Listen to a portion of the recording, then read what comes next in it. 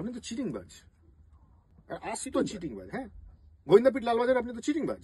ও আচ্ছা, গোয়েন্দাপিট লালবাজারের চিটিংবাজ। না না, মানে কোরক খুব ভালো অভিনেতা, কোরক এইসব বিষয়ে অভিনয় বিষয়ে কোনো ফাঁকিবাজি করে না, সেই বিষয়ে চিটিংবাজ নয়। কিন্তু কোরক কি নিজস্ব জীবনে কোনো চিটিংবাজি করেছে? সেটা খুব ইনোসেন্ট চিটিংবাজিও হতে পারে, মানে ওই বন্ধুকে ভজিয়ে ভাজিয়ে রোল খেয়ে নেওয়া হতে পারে, সেরকম কিছু কোনো চিটিংবাজি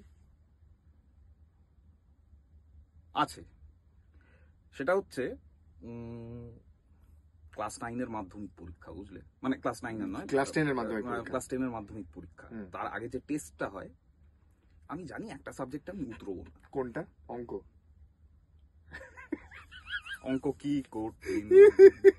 তা যাই হোক, তা সেখানে একটা ইকুয়েশন এমন ছিল যেটা আমি সালটাতে পারিনি, সেটা আমাকে চিট করতে হয়েছিল।